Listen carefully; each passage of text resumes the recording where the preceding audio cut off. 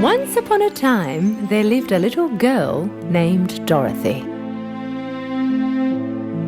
Dorothy lived in a farmhouse with her auntie and uncle, Em and Henry. On that day, Dorothy didn't even want to play with her dog.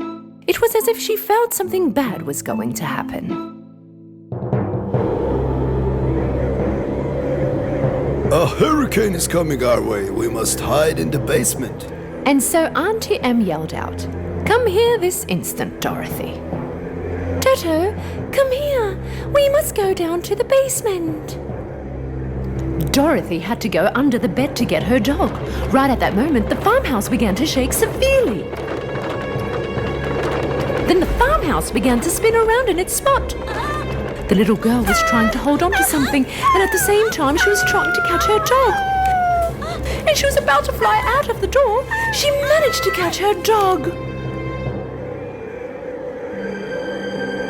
She wasn't able to see nothing, just the skies and clouds. Right at that moment, she knew she was way up into the sky. The house and her head were spinning so fast that she was so sleepy, she was numb to all that was happening around her. And so she fell asleep. Dorothy woke up with a big bang. The bed jumped up so high that it made the little girl fall out of the bed and onto the ground. She then realized that the farmhouse wasn't turning anymore. The sun was shining through the window, which made her realize she was on land. She ran outside. She couldn't believe the scenery. Her jaw dropped. There were fields of flowers as far as the eye could see. Then suddenly, Dorothy saw little men running towards her. The men had cone-shaped hats, and the little bells on top of their hats were ringing. Also, their uniforms were blue, and they all had very long beards. When the little men came next to Dorothy, there appeared a tiny lady with a white dress. "The mightiest magician, welcome. I'm the good-hearted witch of the north, and these are my friends, the dwarfs. I want to thank you for getting rid of the wicked witch of the east and saving us." Thank you, but you must have confused me with somebody else." The good-hearted witch from the north marked a spot for Dorothy on the farmhouse. On the ground were a pair of shiny silver-shoed legs. Dorothy realized that the farmhouse landed on the wicked witch. I didn't mean to do it. It really wasn't my fault. What will I do now?" "Only thing you can do is just accept the silver magic shoes of the wicked witch as a gift." Dorothy took her old shoes off and wore the new ones. "Will you help me return back home?" "There's only one person who can help you, and that is the Wizard of Oz. By following the yellow brick road, you will arrive at Emerald City, and once you arrive, you will have to get permission to go up and see the Wizard of Oz." Straight after talking to Dorothy, the good-hearted witch disappeared. The dwarfs sent Dorothy off and went on their way. After some time had passed away, the little girl and her dog needed to rest, so they stopped by a cornfield. In the middle of the field, Dorothy noticed a scarecrow. With great curiosity, she went next to him. "Hi, who are you?" At first, Dorothy was shocked, but then began explaining all that had happened. "I don't know anything. My head is full of hay. I wonder if I come to Emerald City with you, do you think the Wizard of Oz would give me a brain?" Dorothy took the scarecrow down from its frame, and together they began to walk on the yellow brick road. A few hours later, as they passed through the forest and amongst the trees, they saw something shining. Once they had arrived next to it, they realized it was a man made out of tin. The Tin Man was standing still. "Please help me. Because I have rusted, I have not been able to make a simple move for a very long time." "How can we help you?" Over there, you can find my shack. Please go over there and get my oil tin and rub it on my joints.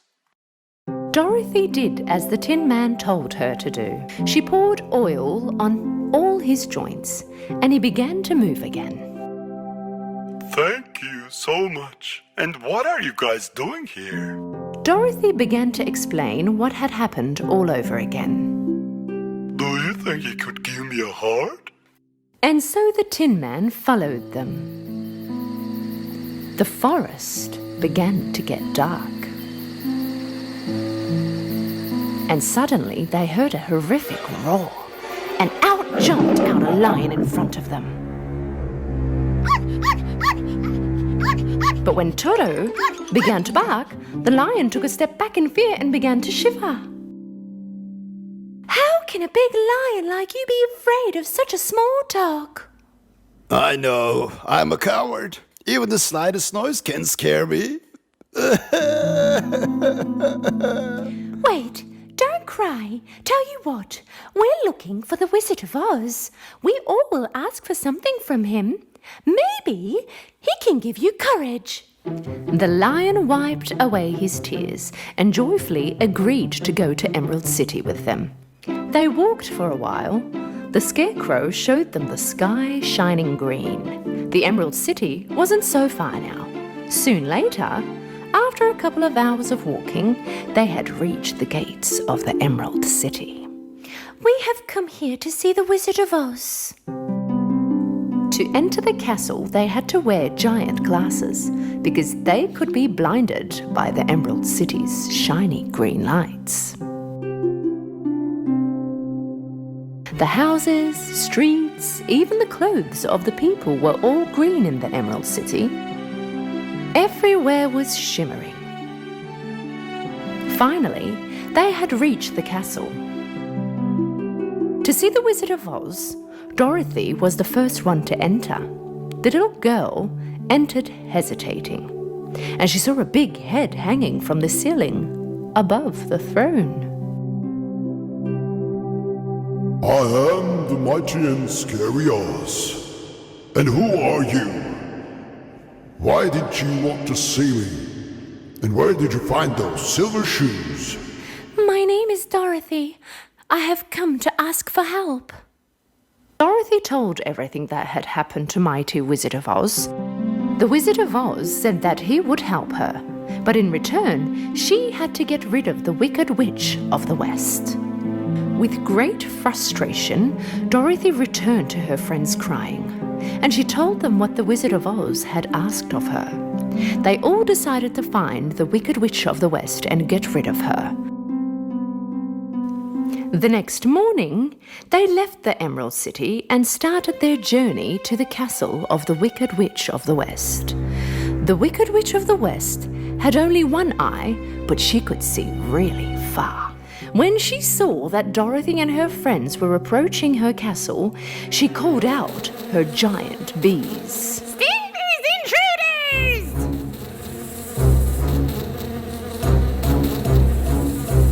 Dorothy and her friends saw the bees flying towards them. They did not have time to run away. Scarecrow, cover Dorothy, Toto, and the lion with your hay so that the bees cannot sting them. When the Scarecrow covered the others with his hay, the bees all tried to sting the Tin Man. But of course, all lost their stingers, and one by one they fell on the ground. This time, the witch sent her flying monkeys to hunt Dorothy and her friends. And so, the flying monkeys attacked Dorothy and her friends. One of them caught the Scarecrow and threw him on a tree. Another one threw the Tin Man over a cliff. They also tied up the lion to bring to the witch. Afterwards, all the flying monkeys turned to Dorothy. But once they saw the silver shoes on her feet, they did not want to hurt her. They just took her to the castle. When the Wicked Witch of the West saw the silver shoes on Dorothy's feet, she got really scared. But she also realized that Dorothy was not aware of the power of her shoes. Give those shoes to me. No, I won't. The witch made a move towards Dorothy. Did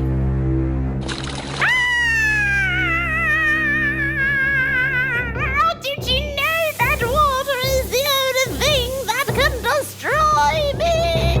Oh, I am so sorry.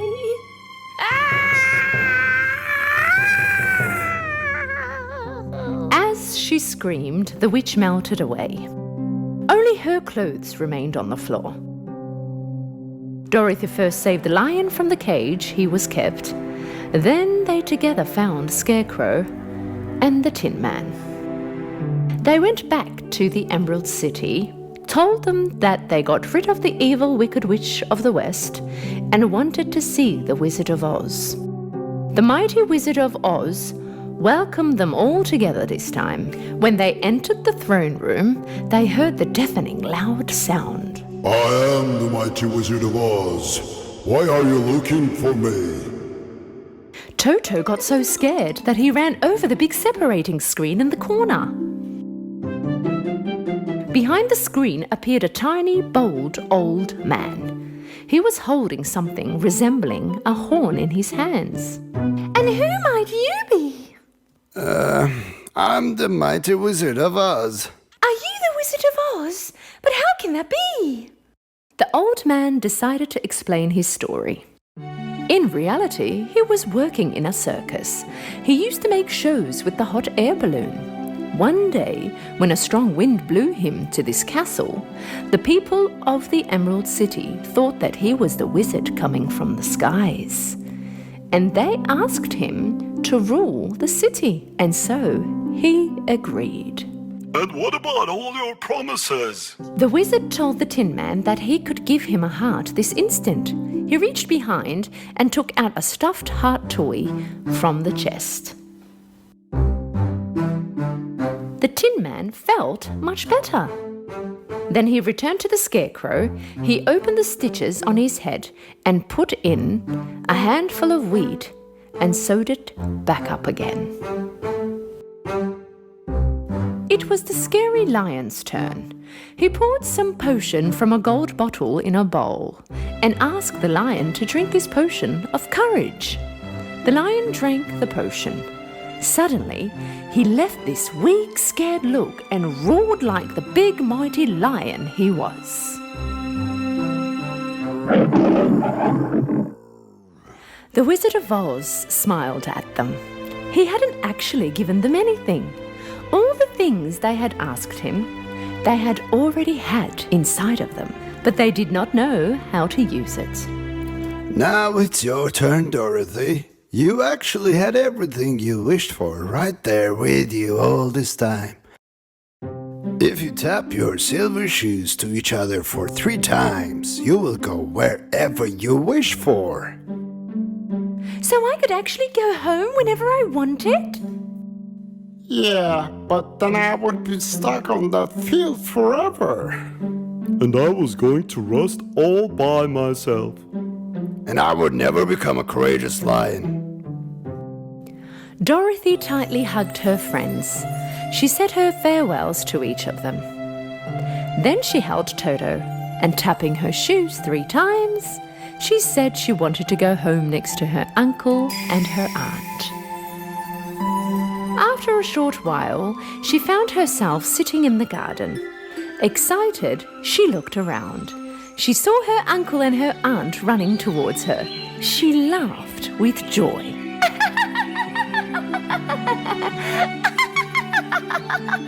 Toto, look!